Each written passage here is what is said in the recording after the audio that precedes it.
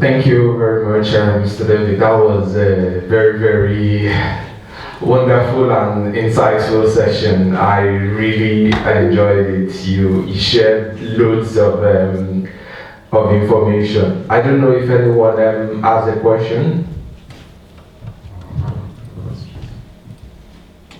Well, I have one. Okay.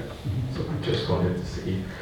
So I noticed part of your project, you mentioned Sierra Leone, about having a house project in Sierra Leone. I think it's just a personal question to me because I recently interned with an energy company, and also in the same Sierra Leone, they were able to build a wind farm in a village in Sierra Leone, and now we also provide low-cost housing. So I don't know, what's the secret? Is it that the government in Sierra Leone are so much after the progress of the country? Because I feel like with my research, most companies, it's always Sierra Leone, and it's always beautiful ideas. Let me tell you the story, because it's a bit shaggy dog, but I'll tell you. So with a friend of mine from Zambia, we decided we were going to do ZAMBA, Zambian Business Alliance. And we had a meeting with the High Commission. They said, yes, we welcome this. And we set up the date and we promoted it. And then from there, we went to the embassy and we had an evening with drinks and food and people and what have you. And one of my friends said to this African lady at the station, are you coming to the Zambian High Commission this evening? She says, no. He says, why not? I'm from Sierra Leone. Really? Okay. Well, we're going to a party at the Zambian, you must come. And she came. And she was introduced to me later in the evening, and she said, David, you must do this for my country. And so that's where I started with Sierra Leone, and I didn't know anything very much about Sierra Leone. But by starting there, I was introduced to a number of people who were from Sierra Leone, and we started the Sierra Leone Business Alliance. So if you have a connection with Sierra Leone, I shall be looking for you to join. Oh, wow. Now, at that meeting, I met my friend Mary's uncle. So this is how it works. He introduced me to Mary. Mary runs a business in Rome, and she is the one who has initiated the program with the Sierra Leone government to say, we will build low-cost houses. We will develop the training for young people in Sierra Leone to be able to build those houses. And so that is how it came about. Now for the government, they want more houses for their civil servants, they want more houses for their people in Freetown. But we're also looking at Bow, and we're looking at a number of other places, some of which I can remember and some of which I can't. So that's how Sierra Leone came about. And then Mary sponsored my trip to Sierra Leone to Freetown last time. She even made on entertainment. Oh, wow. She said, you can't go back. She organised a coup. No, she didn't. But there was a coup, and we couldn't leave when we planned, so I had an extra few days in Sierra Leone.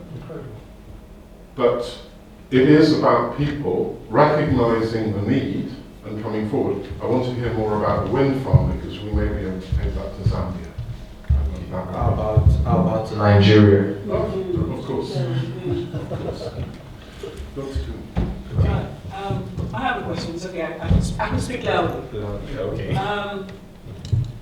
I'm quite interested in sort of solar technology applicable in Nigeria. Yeah. As you know, there is a huge need for electricity there. The solar market has come some way. Because actually, I was interested in creating something in that with a friend of mine who I lost about 3 years ago. So that kind of went down the tube. However, I think you showed us a slide that had, I think it was on a container. Or, Yep. Is that something that could potentially be taken there Yes. and grown? Yeah. So I remember. Because I'm in touch with somebody who actually is in that area now, and she's doing a lot of work teaching, So do you know, training local people. do you know the Agbara estate on the edge of Lagos? Agbara. Yes. I stay close, that was why I used to stay close to my house in Lagos. Is very Okay. So at the Agbara estate, Solarpack have established an office because their sister company, Greenheart Energy, is building a 50 megawatt gas and steam power plant, and they're also building a major solar farm there. Now, if you wanted to have a conversation with Mike Eyre, who owns the company, I can set that up. He would be interested in any solar project, from the village thing that comes with the solar pack installation I showed, or 10, 50, 100 megawatts from a large-scale solar farm. He's run power stations in the UK, he's run power stations in South Africa, he's working across a number of countries. I'd be very happy making that introduction. At a different level, we're working with a company from Zimbabwe called Kumusha Power, and they are doing individual housing programs. And they are looking at marketing through the diaspora here for the money to be dealt with here and for the installation to be put in there. And that's where you bring it down to, where am I, what can I afford, and if I can get it for less than 200 quid, that would be good. That would be a good one to do. I mean, both our ventures. Yeah. I say I'm in touch with somebody who actually has an institute that trains people to create solar panel. Absolutely. So that will fit in. Exactly. With the the other end, which is for the individuals. And I know that if Mike could get solar panels at low cost for good quality in Nigeria, he'd prefer not to pay for the ships to bring them from China. Yeah, so just for the question my brother asked, I'm from Sierra Leone, and I'm working with the British African Business Alliance. Sierra Leone is a virgin ground, a population of 5 to 7 million, just maybe a small city in Nigeria. People are, just not even up to Lagos, maybe Benin City and all the rest of it. So Sierra Leone is a virgin ground, and everything you put inside produces much. But the citizens or the natural Sierra Leonean doesn't want to invest in their country. Some of them prefer to be in the diaspora for 20, 30 years. So we always welcome foreigners. Like for example, when Mr. David traveled to Sierra Leone, he spent like 2 to 3 hours before crossing, because the airport is out of the city, is in Lunge, while the capital city is in Sierra Leone. But we consider Lunge to be Sierra Leone, so you have to cross over the sea, the river, or whatsoever thing. And it took Mr. David like 2 to 3 hours before he crosses over, because that was the national ferry. It took me 6 hours. 6 hours, yes. From the airport, Yes. from the plane landing to reaching my apartment. Yes, but we have a fast boat, they call it boat, and it's owned by a Nigerian. So you can see that the citizens, the indigents, don't want to invest, so the foreigners come. In fact, that's the reason why we had the war, the civil war, because we entertained foreigners to the extent that they came and took over our land, so they brought war on us. So everybody is interested in Sierra Leone, because anything you put here yields greater fruit, and we go in for it, because we, the Sierra Leoneans, don't want to have this innovation. That's the reason why Mr. David is one of the perfect person. We are planning 1,000 or more houses, vocational institutes, and college, hospitality and management, because the whole of West Africa as a whole, we don't have a school like Rome, where I have masters in hospitality management and I speak 4 languages, I work in the hospitality management sector. But I think the whole of West Africa, we don't even have a hospitality management school where we can say we do reception, we do housekeeping, we do catering, we just have various diploma courses and others. So we are planning in collaboration with the British Africa to bring this to Sierra Leone, especially so that the whole of Africa can come to Sierra Leone and even have more training. So we are bringing that. You understand? So we are all welcome, no matter where you're coming from, as long as we are all from Africa, to bring innovations initiative, development, or what have you in Sierra Leone, you're all welcome. Thank you. Thank you very much. My name is Liberty. I'm from Zimbabwe, and one of the things that this topic is really pertinent to a lot of the issues that especially confront, I speak from a Zimbabwean perspective and from an African perspective in general as well. This is a salient topic that we have discussed a lot, especially whenever we have our meetings. And one of the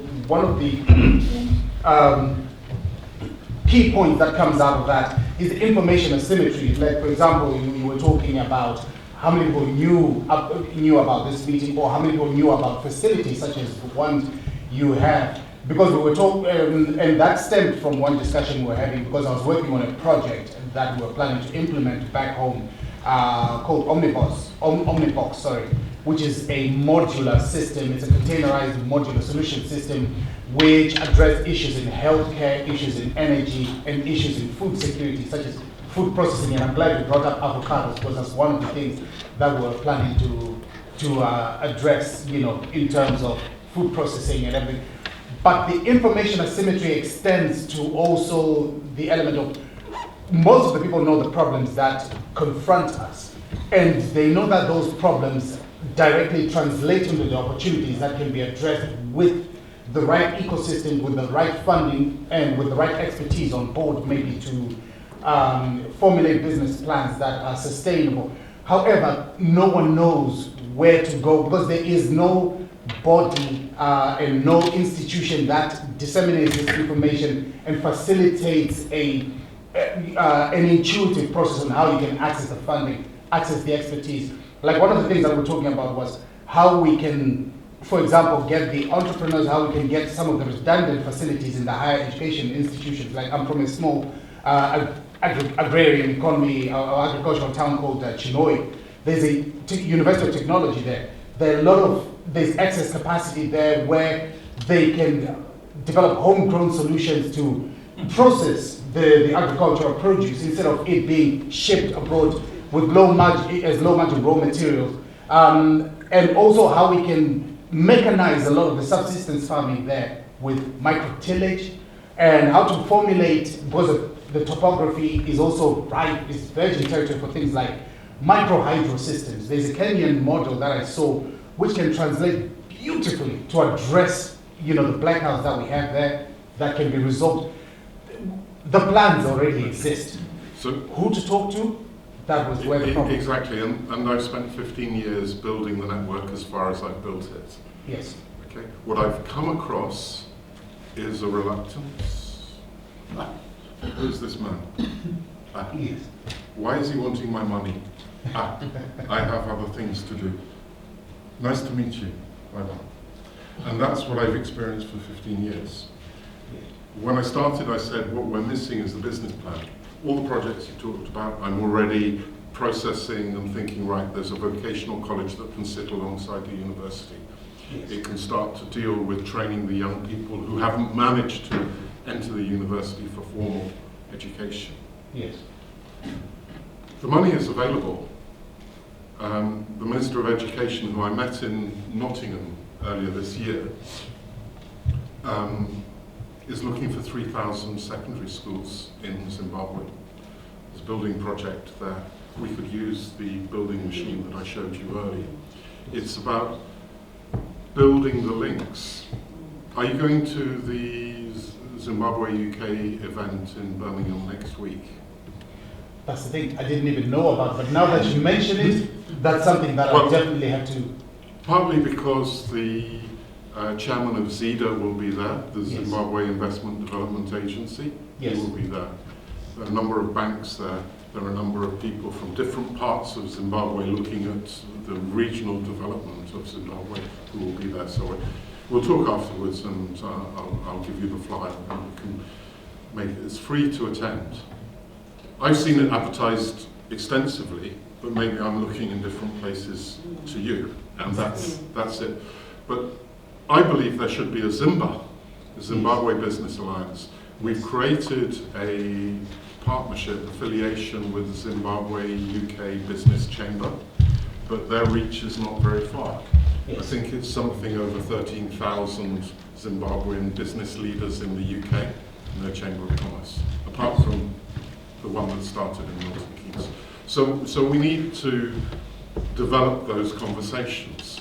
But it is about having the conversations. It's the people and the knowledge. You are the people, you have the knowledge, the technology is available. Go to Penrith in Cumbria, there is a company called Gilks there. They've been putting micro hydro, small hydro into Africa for over 100 years. So what they don't know, what they've forgotten, nobody needs to know. So it's there, it's available, it's waiting for you to say, how do we solve this problem in this place? Yes. So what I'm looking at is taking your question and saying, okay, there are 5 or 6 or 7 different aspects to that question. Where does EcoStim fit in your agricultural model? Where does the 185 million going into the 10,000 member farmers union fit with your model? It may be that that fund